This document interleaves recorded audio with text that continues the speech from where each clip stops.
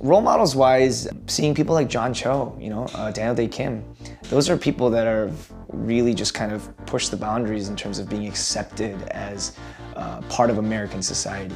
Growing up, for me, maybe not specifically Asian American, I really loved like Steve Carell and all those comedy geniuses that kind of came before me. I remember watching a ton of SNL as a kid. I grew up doing comedy, my dad's a funny guy. I'm not nearly as funny as my dad or my brother. Those two people are hilarious. And comedy was, for me, initially just easy to jump into because it's fun, you get instant feedback. And so I started off in improv in college, and then I moved to Chicago, did improv, did sketch. I got to tour with Second City, and then I thought when I moved out here, if I booked anything, it was to be a sitcom. And I almost did. And what's amazing is I actually tested for an ABC pilot for comedy, and it came down to me and this other guy, and then I didn't book it, and I was super bummed. And that was my first pilot season. I'd been here like 4 months. It was like really lucky. And then Walking Dead happened like a month later. And if I would have booked that, I wouldn't have been able to do Walking Dead. I'm definitely not unaware of the fact that I'm Asian and unaware of the fact that sometimes they pigeonhole you or they write you into specific situations or roles.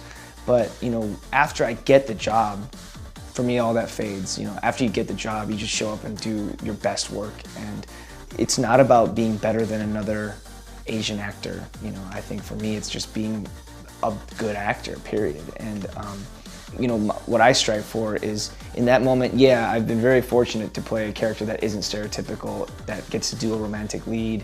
For me, what's been good and bad at the same time is I have a lot of self-imposed anxieties, and that's just because I always want to get better, and I always want to do more, and I always want to be challenged and pushed. Even on the show, if you look at the difference between first season Steven and third season Steven, it's markedly different, and it's because I've been very fortunate enough to be surrounded by a great cast who are willing to teach. And it's also, for me, my parents instilled in me an understanding that you're not better than anyone, so learn and be open to the fact that someone's gonna have to teach you something, and that you're not always doing it right. And even if you think you're doing it right, there's a way that you could even be doing it even better or more interesting. And that's helped me a lot, because people have seen that I'm willing and open, and I think what that does is then they're like, well, let's take a chance, let's throw him in this scene, see if he can do it. And then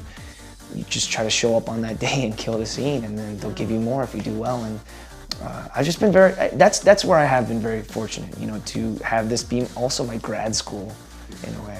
I remember my dad was talking to me, and he was really worried that I was just gonna be the son that suffers for the rest of his life. So they're cool now. Oh, of course they are. Yeah, of course they're probably telling now everyone, right? Oh, they're telling everyone. They're like, oh, they're giving me advice on how to manage my career. I'm like, what are you talking about? You have no idea.